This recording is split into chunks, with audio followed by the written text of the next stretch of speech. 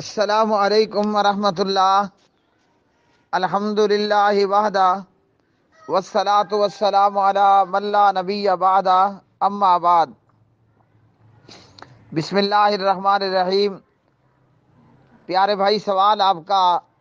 نجد کے حوالے اور نجدیوں کے حوالے سے،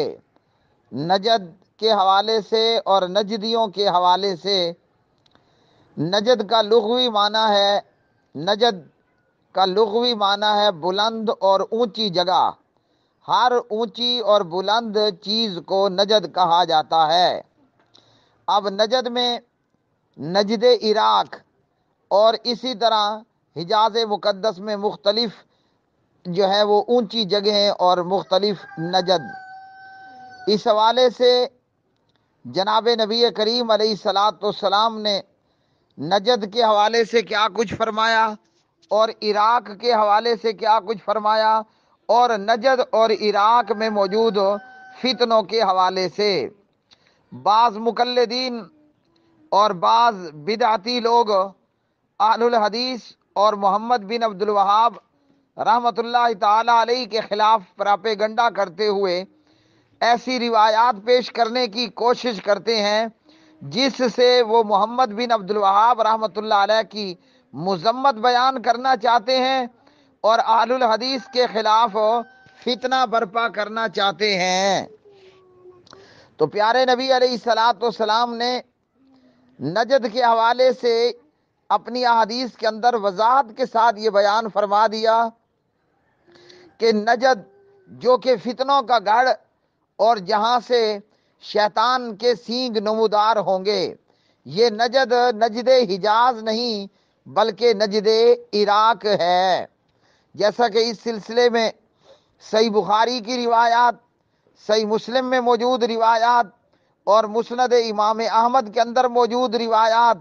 اور صحیح ابن حبان کے اندر موجود روایات۔ حضرت عبداللہ بن عمر رضی اللہ تعالی عنہما روایت کرتے ہیں، عن ابن عمر رضی اللہ تعالی عنہما قال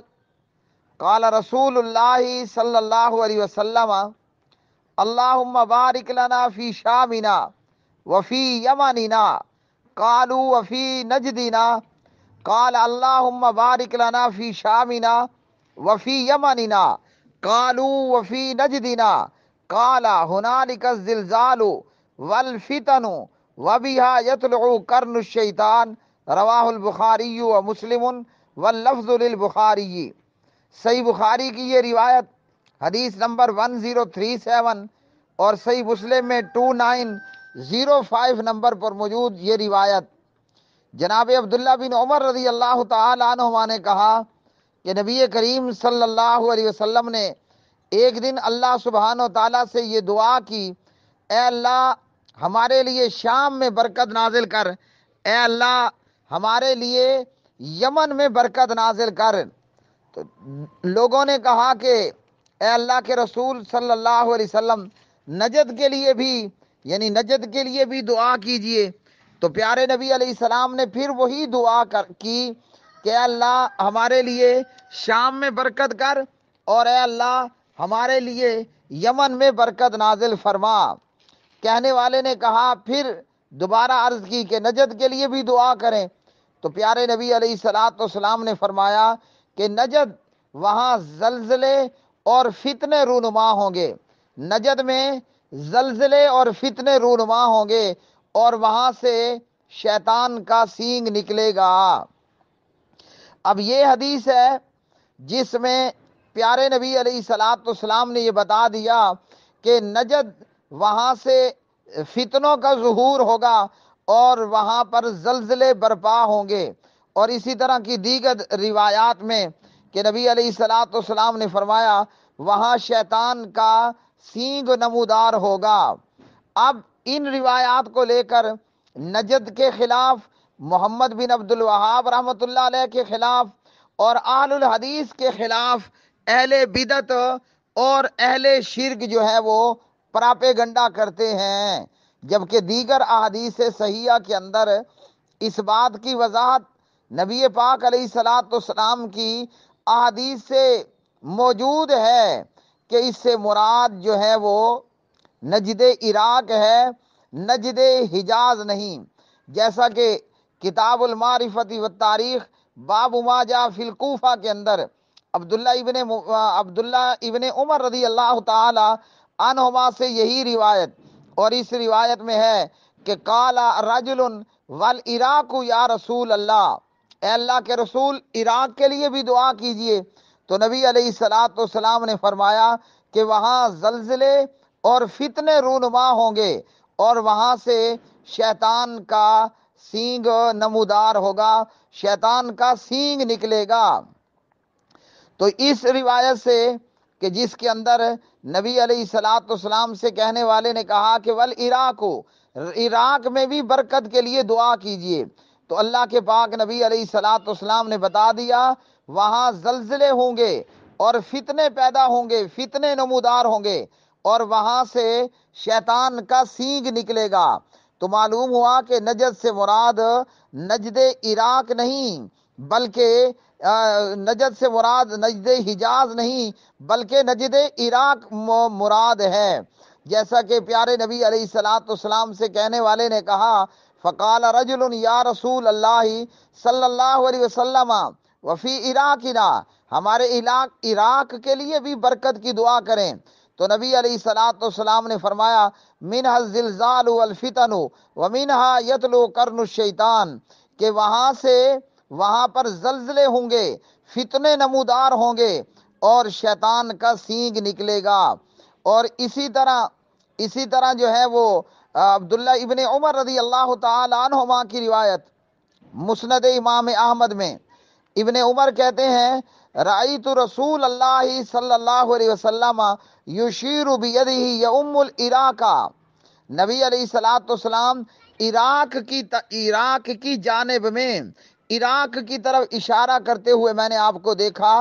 تو آپ نے فرمایا خبردار بے شک فتنہ یہاں سے ہوگا، خبردار بے شک فتنہ یہاں سے ہوگا۔ اور نبی علیہ الصلوۃ والسلام نے یہ بات 3 مرتبہ کہی اور فرمایا یہاں سے شیطان کا سینگ نکلے گا۔ اسی طرح المعجم الاوسط للطبرانی کے اندر وہاں بھی نبی علیہ الصلوۃ والسلام سے کہنے والے نے کہا کہ قال رجل والعراق یا رسول اللہ، اے اللہ کے رسول عراق کے لیے بھی برکت کی دعا کیجئے۔ تو پیارے نبی علیہ الصلوۃ والسلام نے اس متعلق پھر فرمایا کہ وہاں سے شیطان کا سینگ نمودار ہوگا۔ تو جس نجد کی مذمت کی نبی علیہ الصلوۃ والسلام نے، اور وہاں پر زلزلوں کا ہونا بتایا، اور وہاں سے فتنوں کا نمودار ہونا بتایا، اور وہاں سے شیطان کا سینگ نکلنا بتایا، تو وہ نجد حجاز نہیں بلکہ نجد عراق ہے۔ تو ڈے 1 سے لے کر آج تک عراق کی سرزمین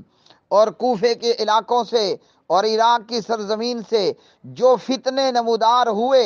جس قسم کے فتنے، وہ ساری امت کے سامنے موجود ہیں، اور حجاز کے نجد سے ایسا کوئی بھی فتنہ نمودار نہیں ہوا۔ اسی طرح سالم بن عبداللہ نے کہا صحیح مسلم کتاب الفتن کے اندر کہا کہ اے عراقیو، تم چھوٹے چھوٹے مسئلے دریافت کرتے ہو اور بڑے بڑے گناہوں کا ارتکاب کر جاتے ہو۔ تو سالم کہتے ہیں کہ میں نے اپنے باپ عبداللہ بن عمر رضی اللہ تعالیٰ عنہما سے سنا، وہ کہتے تھے کہ میں نے نبی علیہ الصلوۃ والسلام کو فرماتے ہوئے سنا